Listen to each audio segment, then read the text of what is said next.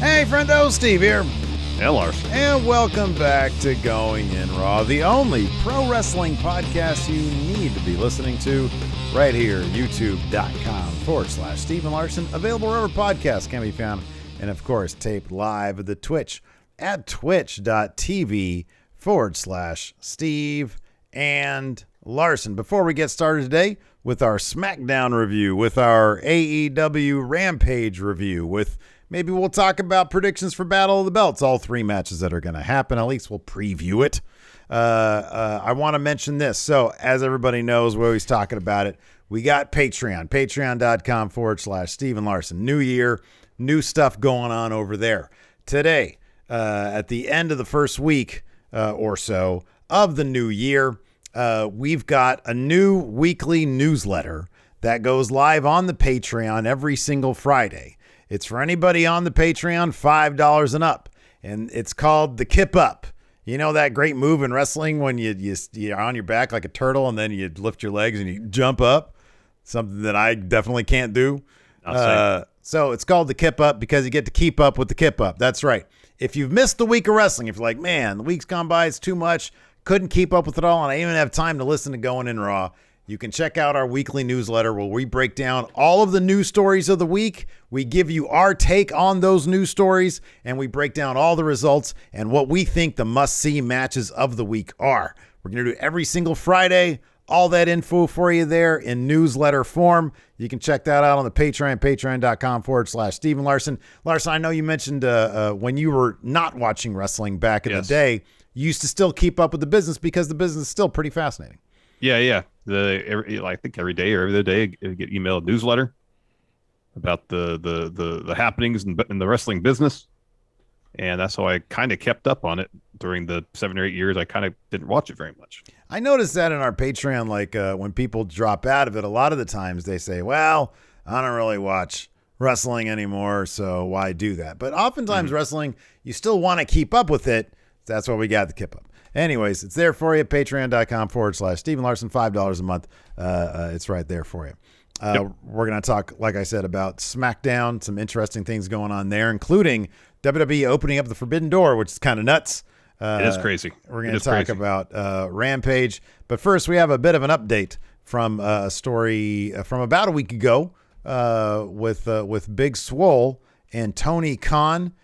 She had talked about AEW, some of the reasons she left on her podcast, and Tony Khan responded with a tweet that basically said, yeah, I let Big Swole's contract expire because I wasn't a fan of her wrestling, contradicting comments of his own multiple times in the preceding amount of time. Yeah, just last year, yeah. Right, exactly. So Big Swole has responded to Tony Khan's tweets. Larson, what'd she say? Yeah, so in the latest episode of her podcast, Swole talked about her reaction to Tony Khan's tweet from last week, and these transcripts are via Fightful. This is what she had to say, quote, "When I read the TK tweet, it was not necessarily sent to me, but I got a text message saying, do not respond to him. It's not worth it. At that time, I was already a little zooted because it was about to be New Year's. I looked at it and I was like, wow, this is a lot. It was a lot to process, to read between the lines, and I saw the complete uproar about it, and my first instinct was, you know how, you turn your nose up at something? What? Why would you? You could have just stopped right there and everything would have been Gucci. But to continue on, dude, you still had enough character to promote the match. Dang, I couldn't believe it. It went from that to disappointed." She could. Oh, sorry. No. I didn't know if you were going to read the rest of it, but yeah, go ahead. Oh, she says, overall, I'm very disappointed. A person with that pedigree should know how to respond in a way that doesn't come off in the most negative way possible. What could you have? What couth do you have? Sorry, what couth do you have? What grace? I'm a person that in my exit interview, you praised me. You praised me for my leadership roles in the division, what I've done to help, and how my matches were good and great, and how, hey, we'd love to have you back. A couple of weeks or so later to this, I was very disappointed, embarrassed even. Embarrassed for the people that are there. I really couldn't believe it. Did he even listen to the podcast? Obviously not, because it went completely off the rails. You went completely to counting brown people.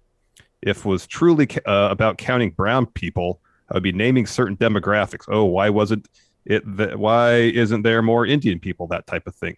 To answer everybody's question, no, there has been no apology. There's been no contact or anything. I don't think there will be. I feel like maybe he feels he said nothing wrong at all. It is extremely disappointing. A week since that tweet, there has been no apology made to Swole. Yeah. And there should be. Absolutely, there should be. Absolutely. You know, nothing. She's within her rights completely to say this, and it's absolutely disappointing that he hasn't apologized, because the tweet was juvenile, it was asinine, and really it has no place if you're going to be, you know, the face of a company that up until now has generated all sorts of goodwill with their fan base. So, yeah. I said this before. It'll be interesting if he continues to be the guy at the media scrums, if he continues to be the guy who likes having the attention on the phone calls and the press conference and all that kind of stuff, if somebody asks him the question. So we'll see if that happens. I know. I saw a thing on Twitter today where he's had multiple media appearances this week, Tony Khan, and not once was he asked about that. Yeah. Yeah. He was on, I think, that wrestling podcast for under Barstool. Mm-hmm. But, you know, a place like that probably likes having a relationship with AEW. So they're not going to, you know, they're probably not going to do it.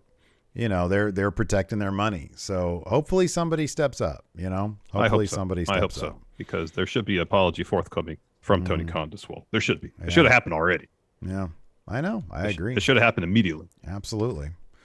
Anyways, let's talk about some more fun stuff. There's some pretty surprising names dropped tonight on SmackDown for the Women's Rumble. It was interesting how they revealed basically half the participants in the match. Like, it's 18 they announced tonight. Did that include Charlotte? I think, did that include 19, Charlotte? Sorry, okay. 19 then. So there's 11 spots available. Yeah.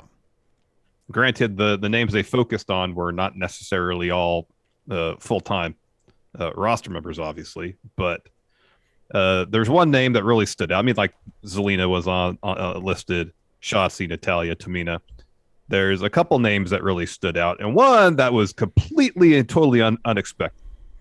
So I'll list the names and we could talk about it afterwards. So Rhea, Nikki, the Bellas, Shotzi, Natalya, Michelle McCool, Dana Brooke, Carmella, Zelina Vega, Mickie James, as in Impact Knockout champs, Mickie James, Tamina, Kelly, Aaliyah, Summer Rae, Naomi, Shayna, and then Lita. So after the announcement, Pat McAfee on commentary said, "Oh, Impact Knockout champ Mickie James." I'm like, holy shit! Impact actually got mentioned on W television. Pat just must have done that himself. Pat's worth millions upon literally tens of millions of dollars. He could do what he wants. He'll do that. He doesn't care. Yeah. But then WWE tweeted that Impact Knockout champion Mickie James was going to be in the Royal Rumble.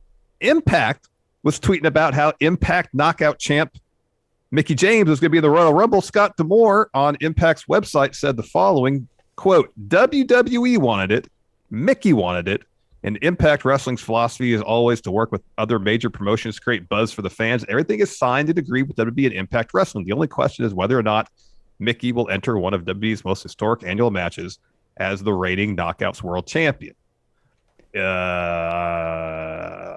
Now, I can't say any degree of certainty, but I would think in a lot of respects, Impact would want the answer to that question to be yes. A hard yes. What's shocking about it is WWE tweeting and talking about it. What's not shocking is Impact. they love that shit. They love that stuff. So the during our Rampage watch along, I think someone brought up the deal that was made between Impact and WWE years back when WWE inducted the Four Horsemen to the Hall of Fame. Yeah. And so they wanted Flair to be a part of that. And I believe at the time he was part of the Impact roster. Mm-hmm. And kind of in exchange for Flair's appearance, WWE had Christian appear at Slammiversary. Yeah. I don't recall if that was really publicized on, I mean, obviously WWE was promoting. Yeah. Ric Flair being on there, but I don't know if they were necessarily promoting Christian being on Slammiversary. Oh, if WWE is promoting Christian being at Slammiversary. Yeah. That I don't know. That's a bigger jump though, because really social media wasn't a thing back then. I mean, like even on the show or something like that. Yeah, on the they show, mentioned that yeah, Christian but was going to be a Slammiversary, you know? Yeah. I don't know. I mean, sort of. Miku says they did not. Okay. Yeah, it's nuts. It is nuts. It's awesome. And it's funny because I know the one complaint that I've seen all over the place is, these things should be a surprise. This is how you build buzz. All right. And there's still 10 spots open or 11 spots open or whatever it is. There's still a bunch of spots open. I love this because it gets the kind of positive buzz for WWE that they so desperately need, especially Days Removed. By the way, we haven't really talked about on the podcast, but Days Removed from releasing Samoa Joe for a second time in 12 months. They just released William Regal. So this is the kind of thing that gets some positive buzz, and you still have 11 spots left to make some surprises. I mean, for all we know, Trish Stratus is going to be there. There's going to maybe some more NXT people are going to be there. So there's still room for that. But I think dropping this video promo where you bust out some names, you got Summer Rae, Michelle McCool, Kelly. So that era, those are pretty big names. Lead is a huge name. That's awesome. So you still have room for surprises, but I don't know, man. I feel like going into the Rumble, if you have these names lined up, especially Mickie James, that's nuts. Like getting Mickie is especially, and Pat even sort of used a pun to reference what happened when she left WWE, and they did the thing where they put her stuff in a garbage bag and they sent it to her. That person got fired, and they call her back up and say, you want to be in the Rumble? They call Impact because she's signed there probably. I mean, she's their Knockouts champion. And they come up with the deal there. Let me ask you this. Mickie James is going to be at the Royal Rumble with the title. Maybe. If you're Impact and WWE says, hey, we'd like Mickie James, what would you like in return? You can either have her wearing the title there or a talent trade of a reasonable wrestler. What would you rather do if you were Impact? And who can we expect at Hard to Kill tomorrow? AJ Styles shows up? Moose? No, Moose is already there. Somebody else from WWE, Braun Breaker shows up? I know AEW's numbers aren't quite what WWE's were. The deal with AEW, apart from right at the beginning, in terms of viewership gains, it's pretty modest. Oh, for Impact? Yeah. Long term, it was not great. Yeah, no. long term, it didn't really do much. But in the moment, yeah. Yeah, short term, it was great, but long term, it didn't do much. So I don't know, maybe with that in mind, unless you can get, like if you have AJ show back up, here's the thing. If AJ shows up for one appearance, that's cool. But again, long term, not going to do much. You know, the hope is obviously AJ shows up, people tune in, and then you're able to keep people week to week. Exactly. So I don't know what can, I mean, so in your mind, is her just having the title out there, enough for people to then go back to watch Impact? I don't know, because there's so much wrestling to watch now. I don't know what it's going to take. Like if Roman Reigns showed up at Hard to Kill, then yeah, people are going to pay attention. But it's going to get people talking. I mean, let's extrapolate that to the greatest degree. Roman Reigns or Brock Lesnar shows up, and I'm not saying it's going to happen.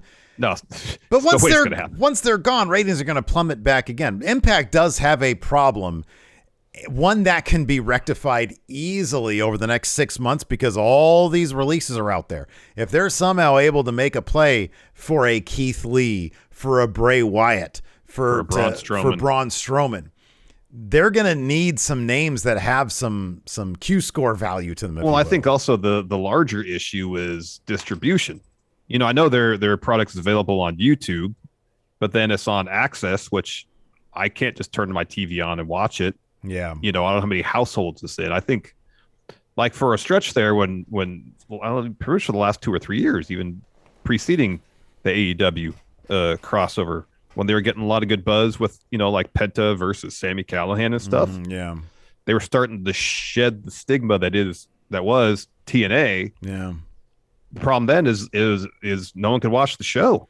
on TV. Yeah, you know, yeah. You know what? Some and of it and is they have also, to get a better TV deal if they're ever really going to start building a serious audience. That's totally true. That's absolutely true. You know what also kind of matters? I don't mean to stray too far from the topic, but I've been thinking about this a little bit. Is production. You know, you and I always went back and forth on whether or not NXT needed to move out of Full Sail or if they were fine where they were. I'm thoroughly convinced now that if WWE really wanted to make NXT a big deal, they had to start going on tour the same way AEW does. Because if you try for a second to imagine what AEW does, and you sort of just take that and you drop it down, you plunk it down into Full Sail with like 200 people, if that, it don't work. It looks small. And now we see the Undisputed Era in AEW, and it's like, oh, that's what they look like on main roster, because AEW looks like main roster because they're running a show that's on par with that.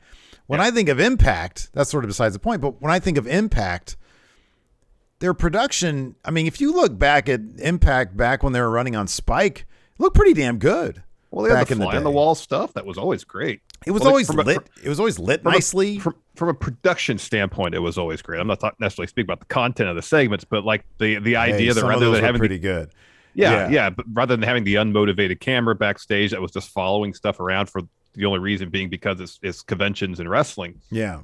You took a more reality-based approach where you'd have a camera kind of spying in on conversations. It felt more natural. Yeah. And then, you know, I mean, obviously it's a little different these days because of COVID. I'm not sure, et cetera, in terms of packing places. And in terms of it still being Impact, you're not going to be able to pack a 4,000, 2,000 seat venue. But, you know, it just looks small. And their backstage segments especially look like dog shit. Like we have joked endlessly about that. Their cinematography is just terrible. And it just looks bad. But they have they have a great roster. Creatively, they treat their women's division better than anybody. Yeah. So put on some great matches over the course of the year. Oh, they have some terrific wrestling on their show. They really do. So yeah, I don't know what would help.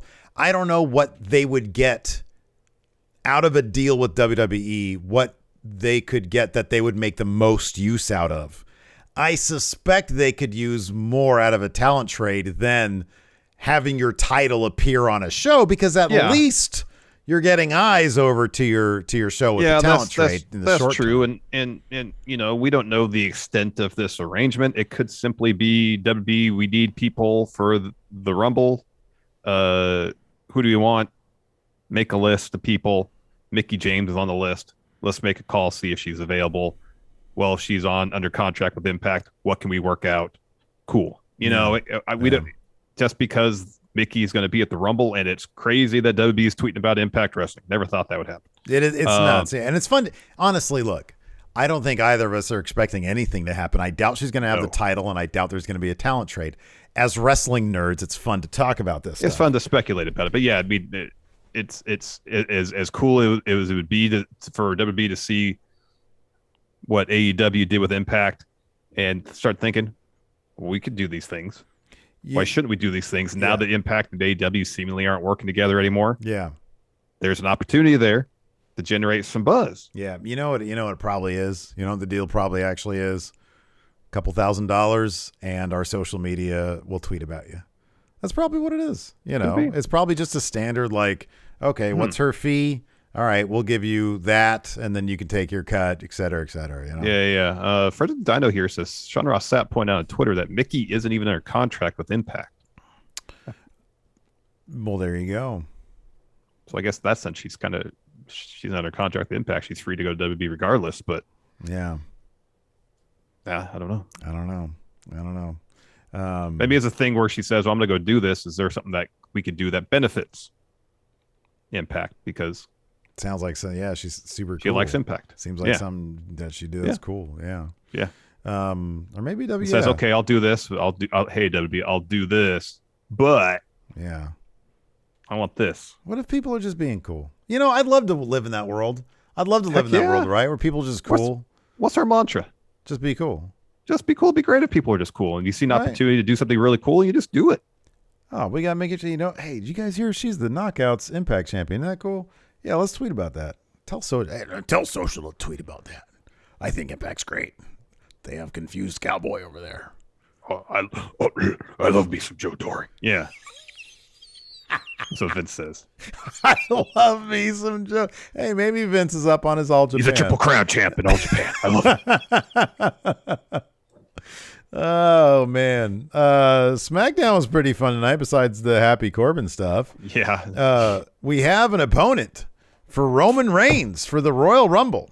I'll be honest. When I saw that Tommaso Ciampa and Peter Dunne had a dark match before SmackDown, I was hoping, make it Tommaso Ciampa. It's cool. It's Seth Rollins, but damn it, it'd be awesome if it was Tommaso Ciampa. By the way, big news. Tommaso Ciampa and Pete Dunne had a freaking dark match before SmackDown. I kind of buried the lead there, didn't I? A little bit. Let's talk about that, man. Get those dudes out of 2.0. You got this stupid crowbar and a pole match going down with Tony D'Angelo, and Tony's totally winning that. You send Dunne to Maine. You send Ciampa to Maine. You do it at the Rumble, right? Sure. That sounds good. Yes. Yeah, sure. Tommaso Ciampa versus Roman Reigns with the Rumble. Yes, I agree. Oh, you mean in the Rumble match? Yeah, that too. I'll take anything. I don't put him in the 24/7 division. I don't care. No. This is all you got to do. Ciampa has got to show up at the show and toss over the top rope, and apparently you qualify for the Rumble now that way. Yeah, right. We learned that tonight. I know. You just show up, throw somebody over the top rope, and you're in the Rumble. I like that though because of Johnny Knoxville. Yeah, it's funny. I didn't mind that. It's ridiculous. But, I know. But now they've set the precedent. Now all you got to do if you want to be the Rumble, just show up to a match. Throw somebody over the top rope. Apparently, you qualify. Wait, what about that one guy who tried to do the same thing to Seth Rollins a month ago? It didn't happen in the ring. I got you on that one. It didn't happen in the ring, Steve. Oh, right. It was on the ramp. Right. Well, he tried to get there. Get your details right at least. He tried to get there. Oh, man. Hopefully that dude got some help. Anyways, SmackDown opened up with a Roman Reigns promo. Oh, I guess the other thing we can talk about is one of the participants in the Women's Rumble is Charlotte. She is champion, and if she wins, she gets to pick her opponent. She gets to pick her opponent. What's going to happen is Naomi's actually going to win. Sonya Deville is going to reverse the decision, and then maybe Charlotte will win. That's going to happen. You think their story is that the whole Sonya Naomi stuff, that's big enough to be the finale to the Rumble? That's a possibility. I think it's a great idea. And then they'll have their match at WrestleMania. I did a little video today over at WrestleJuice.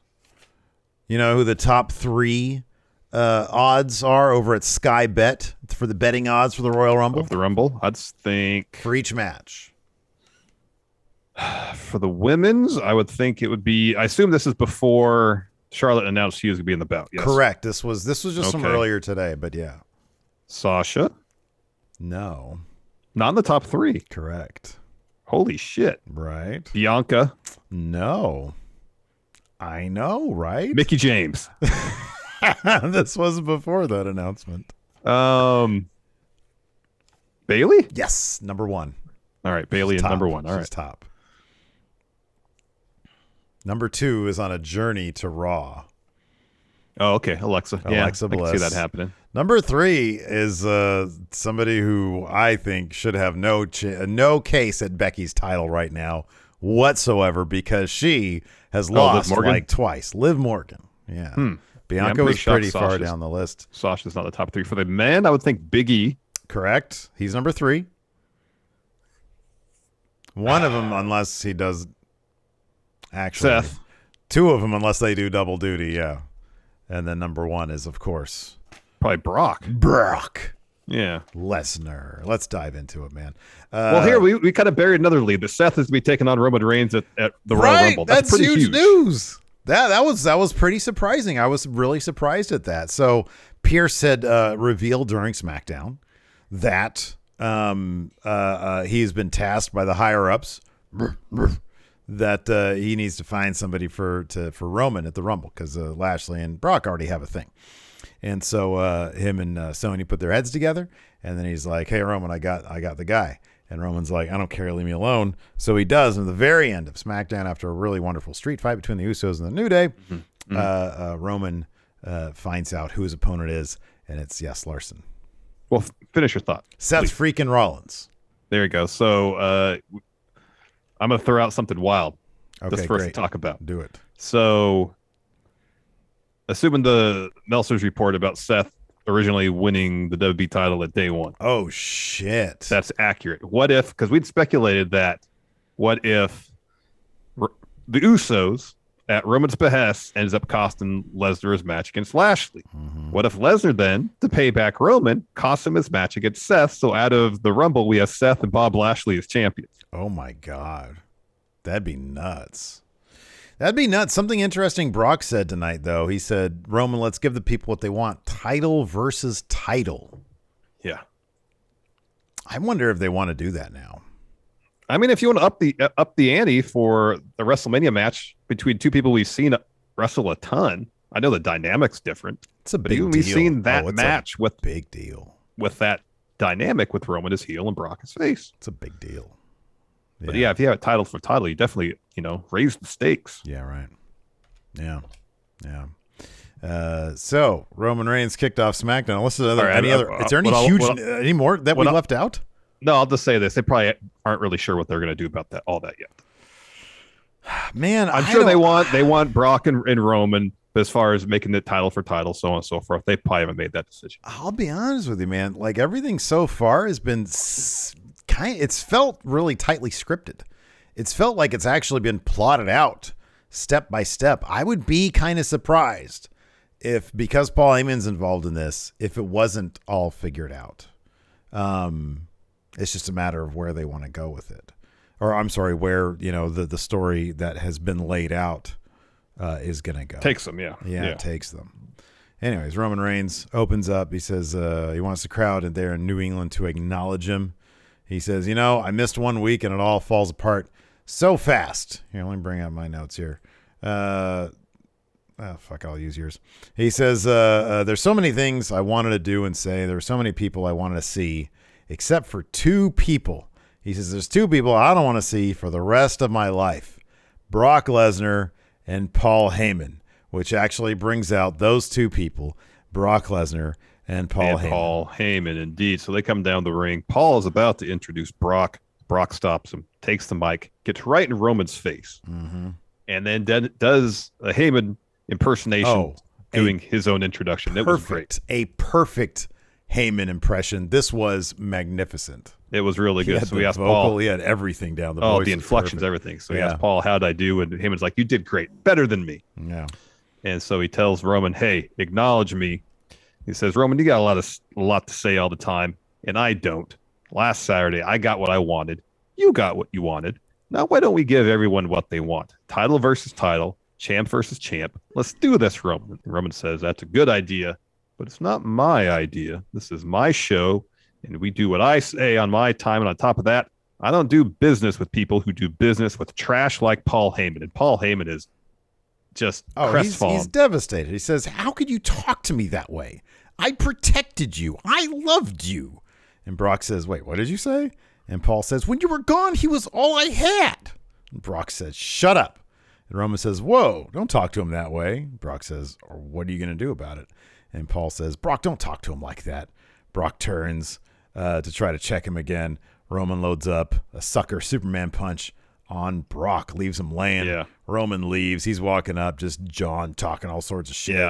Yeah. I tried paying attention to Heyman during Roman and Brock's back and forth during the replay, and the whole time he was doing this, so you can't really get a good reaction from him in terms of, because we both assume he's going to help Roman win. Oh yeah, he helped Roman tonight by getting involved in their little promo off.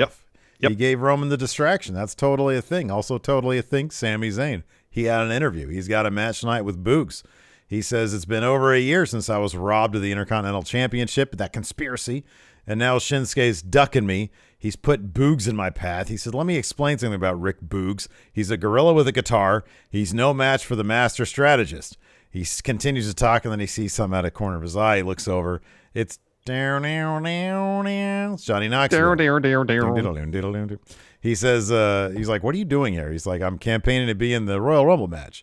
And Sammy says, well, as locker room leader, this isn't Jackass. You just can't run into a brick wall 100 miles an hour. You need technical wrestling skills. I can teach you that. He says, and Johnny Knoxville's like, I don't need that. I just need to be able to throw one man over the top rope. Sammy says, you're not qualified to do this. Now, if you showed me you had something, maybe you would qualify. Until then, just stay out of everybody's way. And there was a bit where he was about to go out because his music hit, and he paused because Johnny did something. What was it? I didn't know. Okay. Then we had Boogs versus Sami Zayn. Yeah, Rick Boogs just completely and thoroughly dominated Sami Zayn for a vast majority of this match. Sammy got a little bit of his stuff in, but at the end, so Sammy boots Boogs as he's getting back in the ring, puts him in there so they're on the floor, and then he gets in Nakamura's face. Sammy does, starts talking trash, and gets back in the ring, and Boogs rolls him up to get the win. Yeah. And so after that happens, Knoxville comes running down. So Sammy's talking trash to Boogs and Nakamura. He comes from behind Sammy and dumps him over the top rope. And then Mike Rome announces that Knoxville, based on that, has qualified for the Royal Rumble. You know, man, sports entertainment doesn't always do it for me. But this kind of sports entertainment where it's like a little bit surreal, pretty funny. And you look at Sami Zayn's reaction to that, he legitimately looked like he wanted to laugh. And it's Johnny Knoxville. I love those guys. I have such good memories watching Jackass back in the day. So, yeah, I like this stuff. I know people are going to be like, well, he's going to steal a spot. Oh, well, it's just going to be another 24/7 guy who doesn't get a spot in the Rumble. I don't feel too bad about that. Anyways, after that, we had a New Day interview talking about fighting the Usos. They're doing their British accents. Bottom line on this one, they want a street fight. They're going to get a street fight with the Usos. Yeah. Then Charlotte comes to the ring and she wishes us all happy New Year. Says, let me guess, your resolution was to eat healthy and go to the gym and all the boring things people do. But he says, my resolutions, ones I make history. Says in less than 4 weeks, the Rumble happens. It changes lives. Whoever wins goes after a champ of their choosing. So he says, let's take a look at the competitors who will take part in this year's Rumble. And I ran down the list earlier. And then after that, that's when Pat mentions that Mickie is an Impact Knockouts champion. Yep. It still blows my mind. Anyway, Charlotte says, what an incredible list. But the reason that I bring up these women is because this year I have the honor of announcing someone special who's going to be in this Rumble. And of course, she sets it up, and it's her. She's going to be in the Rumble. She says she's going to be the first champ to win the Rumble and choose her opponent to main event WrestleMania. So now when Brock was in it last, I believe he was champ, right?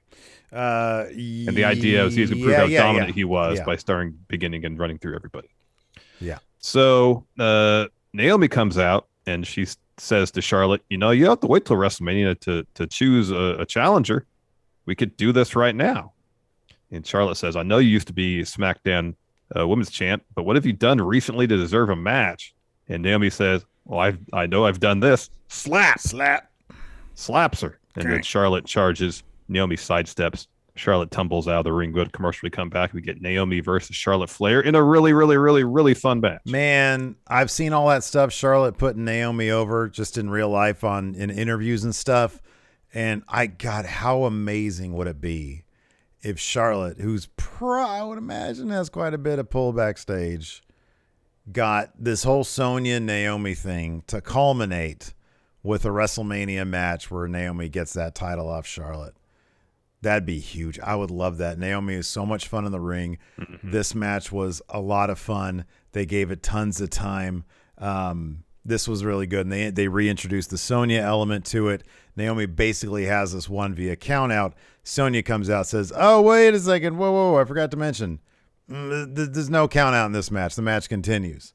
We get lots of back and forth. Charlotte ends up getting Naomi in the figure four. Naomi gets to the ropes. Sonya says, whoa, I forgot about that. This is a no DQ. And so obviously the rope break, doesn't work. So she says, now it's no DQ, pin or submission only. But there's just some tremendous stuff here. Charlotte hits that moonsault do-over thing for 2. Then they end up booting each other, give each other big boots at the same time. Eventually, though, Charlotte does get the win with natural selection. Sonya gets on the mic and rubs it in. But I thought this was tremendous. This is a lot of fun. It was a lot of fun. After that, we had an Usos interview. Pretty much just talk about how New Day had their chance to be champs at day one. They didn't do it. They paid tribute to the Dudleys to put them away. And New Day wants a street fight. That's cool with them because tonight the New Day will find out why they call them the Ones. We the Ones. The Ones. after that, we had Pierce and Sonya. I mentioned this before. This is when Pierce comes up to Sonya. He's like, hey, Roman doesn't have a match. And she's like, well, we still have 2 weeks left. No, this is WWE. We don't have to wait till like a day before. No, he's like, no, come on. Let's take a walk. We're going to put our heads together and figure this out. And then we had Happy Corbin. So I went up and I went to the kitchen, got myself some more cornbread because we had chili again tonight. Oh, that's wow. Jealous. So Whatever I had for dinner gave me a tummy ache. So I'm sorry. What'd you have for dinner? It was just some frozen thing. It wasn't a hungry man, was it? No. It Those wasn't a TV are the dinner. worst. Oh, when I was a kid, give me a Salisbury steak. Heck yeah. With a little apple dessert thing on there. I used to eat that up. It wasn't that. No, I'm watching the kids this weekend, so I had to make myself something for dinner real quick before Smackdown started. So I just grabbed something out of the freezer, put it in. Nice. Whatever it was. I got a little bit of tummy ache. So anyways, this tummy ache is still better than Happy Talk. Because they had Moss come out in a kilt and like a Halloween toy sword thing that they broke. It was just awful. The only thing that saved it was Pat McAfee's disgust. The flaccid sword of Madcap Moss. These disrespectful punks. Yeah, Pat was great tonight. Pat was amazing tonight. Pat truly is a joy. So Moss was just telling a bunch of awful jokes, and then at the end he was like, hey, but guess what? It's me. It's Madcap. Ha. And then the Viking Raiders come down to chase them out of the ring. They have a match next, Viking Raiders versus Happy Corbin, Madcap Moss. Moss picks up the win. And then Eric, after this finish, he's calling the punchline. Number one, it's a cool finish. Yeah. Number two, Moss can go. He can. He always could. He always could. I'm just so glad that they're letting him show it and not just being goof the whole time. I know. He was a good athlete. He's a great athlete. Hell of an athlete. Pat legitimately, I think, was thrown off by how fast Moss was, because there was one sequence when he just took off. He was like in the middle of the ring. He just took off and whipped himself against the ropes. Yep. Oh my God. It was like almost Leo Rush speed, but a dude who's like 6'4" jacked, you know? It was cool. Yeah, he's a really good athlete. Yeah. So hopefully, and Pat did say something to the effect of Moss needs to get away from Happy Corbin.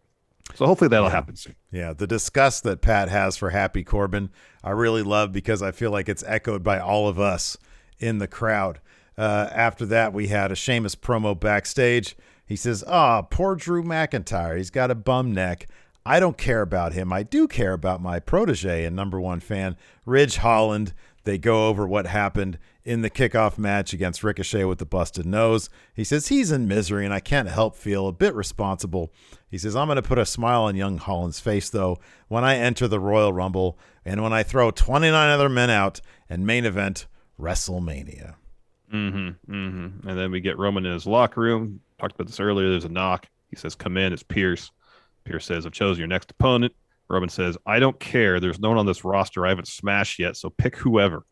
He says, I'd like to watch my cousin smash now. That means leave. Yeah, he wants to watch his cousin smash. Interesting. Well, the New Day. Smash the New Day. After that, we had that match, the New Day versus the Usos in a street fight. Lots of smashing going on here. We had some garbage. This is a fun match, man. This went all over the place. It was fun. Couple of street fights tonight on the wrestling, huh? Yeah.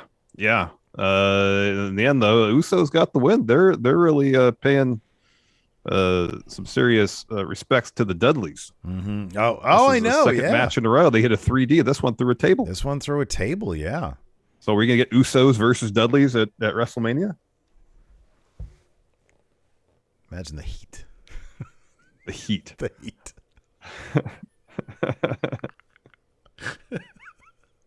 Oh, shout out to Toriano fan account. The heat. Do the Dick Togo gif. You see, he got a shout out from Bubba Ray.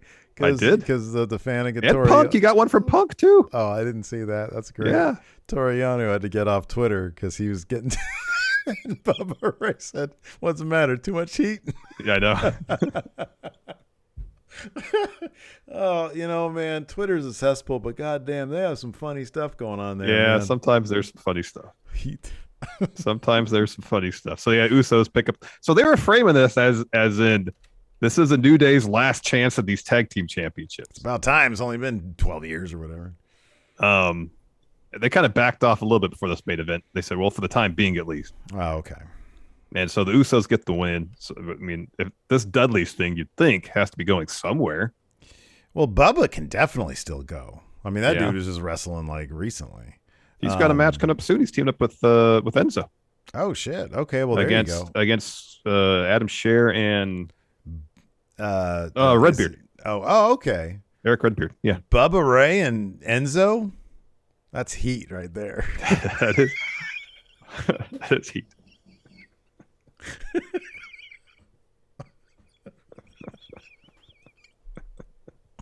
Oh, Steve gonna lose it? He is. No, I'm good. He is. It's too bad that you can't put that Dick Togo gif on a shirt, I love that Dick Togo gif.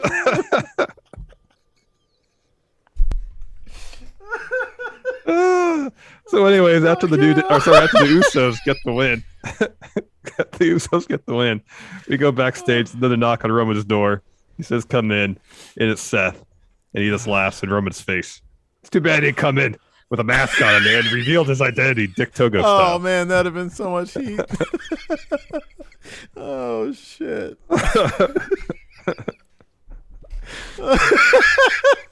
How can you not like House of Torture, man? It's got Dick Togo in it. Oh, goodness gracious. Oh, too much. There's also a Rampage on tonight. Yeah, there was. Yeah, Rampage. So I guess the things to take away from this is thankfully Jake Atlas apparently isn't hurt too badly. So reports came out Wednesday night during the taping that he had maybe suffered some sort of knee injury. And then he tweeted this evening, says, I'm not going to be out that long. I'll see everybody soon. So yeah, no, that's awesome. That's great news. That's awesome. That's great news because he put on a hell of a match with Adam Cole. He did, and we spent like that match just waiting for that springboard because we had read what the actual injury was, and I don't like a knee injury of some sort. Yeah, people's knees get tweaked, but it was right at the finish. He couldn't get. He was supposed to take, I think, a Panama Sunrise after that. Yeah, Panama Sunrise, and then instead of Adam Cole put a what did Excalibur call it? A shin bar. Shin bar. Cole being a pro, he was like, he's got a hurt knee. Oh, dude, yeah. I'll do very gentle. the bare minimum. Oh my god, to make it look like I'm doing something. No, absolutely, that's a smart move. And then Tony Khan before tonight's show said there would be a change to Battle of the Belts. We found out that was so Cody won't be taking part in his TNT title match against Sammy Guevara. So instead, they're doing something kind of weird. Yeah, they're doing an interim title match with Dustin replacing Cody. Yeah. Now, this seems a bit like I don't know. It all seems a bit clunky unless Cody's going to be out a protracted period of time. I know Tony Khan, his tweet just says something about medical protocols is going to preclude. It was why there was going to be a change. But if Cody's just going to be gone a week or two, I don't know why you'd have to crown an interim champ. Yeah. I mean, look, let me straight up. When I hear protocol, I think one thing. I think the COVID. Let me change my my little thing here. So I mean, yeah, I don't know what that means. If he's only going to be gone for a short period of time, I don't know why they do this. I really don't. I mean, either way, it's like, look, Dustin's not going to win this. Sammy's going to win this, so he's going to be the interim title holder for, I don't know, a couple weeks or something. And then motivate the match that we were going to get anyways. Yeah, which is fine. I mean, it's another opportunity to promote kind of a big match. They have like a million of those TNT titles laying around anyways because everybody's had their own version of it. And maybe it'll motivate Cody with coming up with his own Homelander version. So, yeah. Yeah, we'll see how that works maybe out. he'll eventually follow through on his threat to redesign the Bullet Club logo. Well, I love that Dick Togo. That was going to have all sorts of heat. Oh Lord, that's too funny. Anyway, so it kicked off with Adam Cole versus Jake Atlas. Like I mentioned, it was a really fun match. Mm-hmm. It's a bummer that that Atlas got hurt during it, because it was really good. That X-Plex he hit on Cole, like towards the finish, was great. Oh man, He did the X-Plex thing, but also kind of shoved Cole down while Cole was about to hit the match. That he great. didn't just let him fall. He like guided it more. It was cool. Yeah, pushed him down somewhat. So, anyways, it was a springboard that Cole countered with a super kick, and on landing, Atlas apparently tweaked his knee. And then Cole, sent from Panama Sunrise, realizes that Atlas is hurt, puts a knee bar on instead. Atlas taps. So Cole grabs the mic and tells Atlas that he's earned another ass whooping. This brings out Orange Cassidy and then Chuck and Wheeler Yuta, and they chase off Cole. And then after the finish, Bob Fish and Kyle O'Reilly come down the ring too, so they just chase all the Undisputed Era away. Feels like Atlas was going to get a beat down, but then they just taunted him instead. And after that, we had that Dustin promo where he talks about Cody not being in Charlotte for Battle of the Belts. So he's taking on Sammy for the interim title. Mm-hmm. And then this was actually really funny. We had an Andrade interview. So Andrade's thing is he thinks that if two people are like partners, in wrestling, that one guy has to work for the other guy. And he's like, he says, he's got Tony there, and he's like, I don't have a problem with Sting, but I'm wondering why this little kid works for Sting. Let's talk about Darby. And and Tony says, well, I think they're just friends. And what did Andrade say? He said, oh yeah, do you really know that though? What was the line? I think, how do you know? Yeah. Yeah, he said, oh yeah, Tony, but how do you know? And he said, like, can you be sure about that? And so he says, he's called Mr. Sting. He says, Mr. Sting, we need an assistant. So my question to you is, how much do you want for the little kid?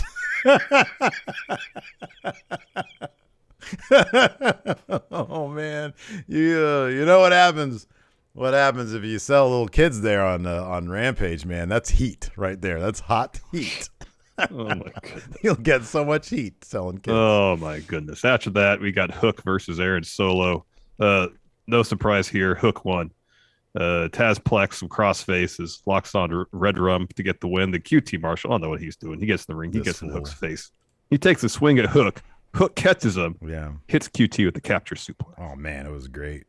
Go back to your bowling league there. Watch Indeed. QT. So then after that, Ricky Starks dropped a promo. He's taking on Matt Sydal at Battle of the Belts for the FTW Championship. Yeah, that'll be good. So they were like, "Oh, we need another belt for this Battle of the Belts thing." And then Ricky Stark's like, "I have a belt. It's the FTW belt." FTW Steve is officially Team Taz. We got a Bunny and Penelope Ford and Ty Conti and Anna Jay video package, kind of hyping up their match they had last week, which I still need to watch. I have it on my DVR. Yeah, still need to watch that. Yeah. It looks great. Then we got tag match, Ruby Soho and Riho taking on Britt Baker and Jamie Hayter. Riho got the win here. I stepped out for a moment and missed the finish. So apparently Britt and Jamie actually ran into each other after Riho got out of the way. Riho used some strategy here to get these two to clunk into each other, and then she rolled up Jamie Hayter, and her and Britt were going at it after the bell here. So this solidifies Riho's loss at Battle of the Belts. Yes. Next, Dan Lambert promo, so I didn't really pay much attention, although Scorpio Sky and Ethan Page were making the case for Scorpio Sky not only getting a chance at the TNT title, but being given the TNT title, seeing as Cody is unable to defend it. I wouldn't be against that. I wouldn't either. Because I know once Cody comes back, he could just beat him for it. But no, I was actually happy about this because they let Sky and Page do a lot more of the talking. This was like Lambert would talk, and then Page and they'd all talk. It wasn't just Lambert with his red face. They need to keep doing this more, but each week, less Lambert, phase more out Lambert, more Sky and Page. So eventually, he doesn't say anything. He doesn't say anything. He can mill about in the back for all that, That's all right. Yeah, you could do that. Yeah, I know. He's maybe I don't know, but I feel like if he's there, then this like the looming presence that he's going to say something, and it's gonna irritate me. Yeah, I agree. I just want Sky and I want Page. Yeah, they don't need Lambert. They don't need him. You don't need him. They're good. They're good. They're good on the mic. They can talk. They're really good talkers. They're good. They don't need Lambert. They're fine. After that, we had the pre-main event interview. Mark Henry starts to talk, but Jeff Parker interrupts him pretty quickly. And then while he's talking, Eddie and Santana and Ortiz, they just walk away. And as 2.0 and Garcia are still talking, then Eddie and LAX, they show up in their screen. They attack 2.0 and Garcia. Mark says, "It looks like the fighting's already started. It's time for the main event." And then we had our street fight. This is fun stuff. Yeah, it was all over the place. All over the place. Down towards the finish, Matt Lee, throws some powder in Santana's face, I believe, and Ortiz broke it up. And then Garcia brings the ring bell in, hits Eddie with it while 2.0 hold him up. Eddie kicks out of that. And then 2.0 and Garcia suplex Eddie through the timekeeper's table. And then Santana Ortiz, they get some chairs. They start attacking 2.0 and Garcia with them. And then Santana pins Jeff Parker after I almost said XLAX. Santana Ortiz just hits a bunch of stuff on him. Mm-hmm. Yeah. They didn't hit their finish, just a bunch of stuff. Mm-hmm. So as soon as the bell rings, 2.0 and Garcia all attack Eddie and Santana Ortiz. They tape Eddie to the ropes. Jericho mills down to make the save. And as soon as 2.0 and Garcia leave, Eddie just kind of very casually lifts his arms up, and the tape didn't hold. Who was it again? Was it Anthony Taz. Church? No, Anthony Church. Didn't he say Jericho comes running down looking like my dad walking into a Denny's? Yeah. Oh, that was funny. It was Taz saying that blue duct tape was stronger than regular duct tape. Yeah. I love Taz. That's why I'm Team Taz, great. man. He's great. Do you think there's any truth to that? There might be some truth to that. Why would there be truth to it? I don't know. It's like, different kind of tape. Just a different. I think it's the same thing. Just they put dye in it. Hey, it could be because like you can get duct tape and all sorts of different. Oh my god. Yeah, man. Well, look, you know what I got with you? I got heat. Oh shit! All right, let's talk about the belts real quick. Okay. 3 announced matches. These all seem like gimmies. Ricky Starks is going to beat Matt Sydal easily. Dustin is going to lose to Sammy. Correct. And then Britt's going to beat Riho. But we're still going to be doing our live reactions to them, and more importantly, Hard to Kill with Roman Reigns. Yes. Not confirmed. With Roman Reigns and Brock Lesnar. Yeah. In fact, they're not going to do their match at WrestleMania. It's going to be at Hard to Kill. It's going to be at Hard to Kill, yeah, and they're going to insert Macklin into it, too. There you go. Guess who walks out the winner? Macklin. Mm-hmm. Oh, man. Because it's his Impact's house. They're going to book it. Absolutely. Of course. 100%. I mean, that's the thing about Impact, though. They totally book the Invaders to win. That's what they did during the entire AEW thing. Anyways. Yeah. All right. Let's go ahead and answer some questions. I have a thread up here on the Patreon. The Fiddler says, is it true, is Mickie James in the Rumble? Yes. Yes. It is true. It is totally true. Let's see here. First up. Here we go. Justin Rogers says, what if this talent trade is Impact's like, okay, we'll give you Mickie James, but she also comes with a male wrestler of ours that you have to put so we can showcase one of our guys as well. Which Impact wrestler, this is Justin Rogers' question, goes into the men's Rumble? I mean, I guess you have to go with your champ. You have to go with Moose. Legitimately, you'd probably go with Moose. If not Moose, then probably Josh Alexander.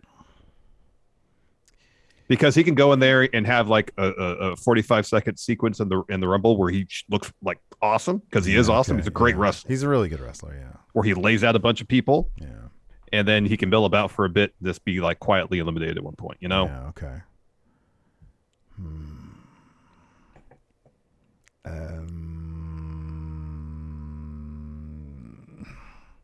You know what's funny about Impact is that like their normal men's division is like their weakest thing. Their tag division. I think we said that for the longest time. We did, yeah. The men's main event scene, kind of meh. Yeah. Everything else, like I don't even know what is it? Ed Edwards that Moose is taking on tomorrow? No, it's W. Morrissey and Cardona. That's my point. Let's see here. They should do a 3-way trade where GCW gets one of their guys into, and it'd be Mercer. Would it be something else if Matt Cardona was in the men's Rumble? That'd be killer. That'd be amazing. I wouldn't mean. I didn't think Mickie James would be in the women's rumble. I guess. Anything is possible. Yeah, no, absolutely, anything. Distinct possibility. Jorge D says, "Hello, Happy Larson and Madcap Steve. From the announced names, who are you most excited for in the women's Royal Rumble?" Well, the response that Mickie James gets is going to be great. What am I most excited for? Probably just interactions between people who have a history. Like, what was the I'm just trying to pick just one. Like, I don't know. I'm excited for them all. I know. Like, Lita's great. Lita is great. Maybe like Dick Togo will be there. All right, moving on. Dave Matuszek. Now, sorry. I'm excited for Brie Bella, so I can say Brie Mode. You can say it anytime you want. That's giving me permission to say it ad nauseum now. David Matuszek asks. Sorry. Never mind. That was already asked by somebody else. Let's see here. Lejeune says, Happy Corbin is my favorite segment of the show. As soon as the theme hits, I pack up my daughter and spend 10 minutes putting her to bed. See, there was a swerve there. After she's in bed, the adult beverages come out. Happy Corbin's my favorite. Well, that's awesome. That's my favorite comment of the night. Yeah, that's great. Flat says Andrade versus the concept of friendship, or Miro versus God for feud of the year. Oh, man. Andrade might have pulled ahead tonight. You know these? That interview was something else. It really was. Interview was something else. They're friends. Okay, but you know How this? are you sure? You know this? Oh, that was good. Mr. Sting, how much for the little kid? He called him a little kid. Oh, that's good. Heel long heavy. Pretend you're in the middle of the Rumble match and you're running to drop kick Corbin off the apron, but he low bridges you and calls you a big dummy as he also landed the apron. Do you keep trying to hit Corbin off, scramble to get back into the ring, or hold on the bottom rope like Road Dogg? Hold on. Soundest strategy is to hug that bottom rope. Hug the bottom rope easily. Although, if you try to do that, since you've got over the top, someone could just come and hit you with like a sliding drop kick and you're gone. So I guess maybe try to get back in the ring. And then once you get back in the ring, then hug the bottom rope. Yeah. Hug that rope as much as possible. Dog authority figure. If you were in a street fight, would you wear a Canadian tuxedo, which he describes as a denim jacket and jeans? Mm-hmm. Why is it we've never seen this before? Well, denim jackets are kind of hard to maneuver in. Yeah, they right. Don't have the maximum flexibility. They have like no flexibility whatsoever. So that's probably why. Let's see here. And plus, like, they can pull it over your head from the back. You know, that's rough, too. Soak and Russ. Now, assuming that both Ray and Eddie aren't Dominic's real dad, who on the WWE roster, either current or past, would realistically be Dominic's real dad? I thought Eddie was his real dad. Why is Eddie not his dad? Oh, or I guess this is for the question, assuming Eddie isn't. Yeah. I don't know. Walter's dad. Yes. Walter's dad. Yeah. Walter's dad. Yes. That's it. I guess Walter. White Brownie with the announcement of the half the women's Rumble participants. Who do you think are in the final four? Mickie. If she's Impact champ, she's going to be in the final four. Oh, wow. You think, they're not going to be able to negotiate that. Mickie, Bianca. Bailey. If Bailey's ready. Yeah. That's a big if. And then who was in the top three of the betting odds? Charlotte's got it was Liv, Bliss, Bailey. Yeah, I could see Bliss. I'm going to say it's those three plus Charlotte. All right. Let's see here. Yellow Flash. Who should Hangman's next challenger be? I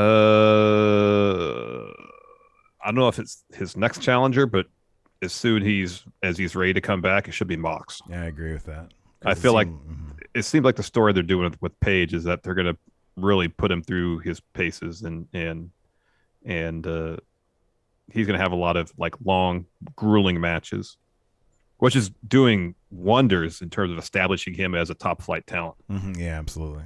Yeah. You know, those 3 matches in a row he's had when he won the belt from Kenny and the 2 against Danielson, where he shows he can hang in the ring with just about anybody.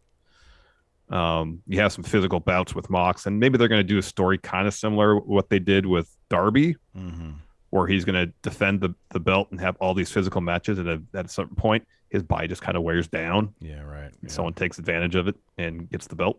Yeah. I just noticed somebody, Dang MQ here in the chat said, did you guys read Regal's tweets about his WWE release? I'll read them here. He says, thank you to WWE for a wonderful 21-year run. He says, you gave a lad who is happy and in Wonderland wrestling on a carnival have a charmed life for 21 years. No complaints, and please no one waste time replying, as I won't have a bad word said against the company. I will add that WWE saved my life in 1999 when they didn't need to, kept my family fed, and took me all around the world.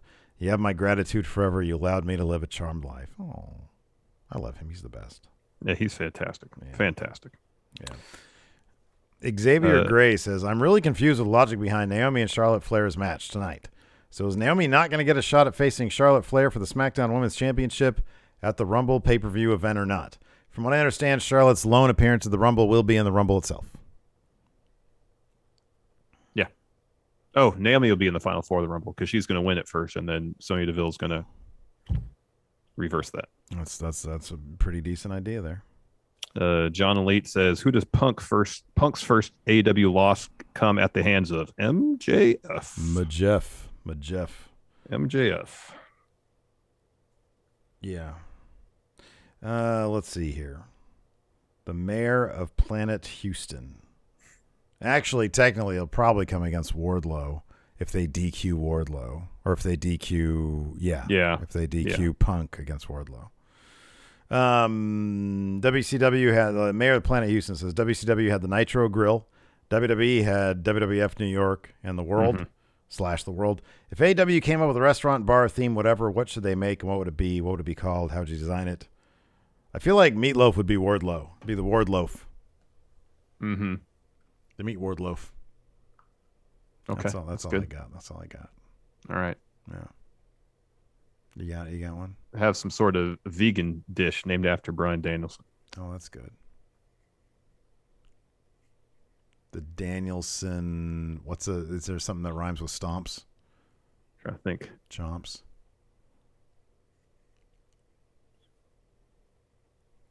Well, I mean, they got the name right here. Hugh Longheavy has it. All Eat Wrestling.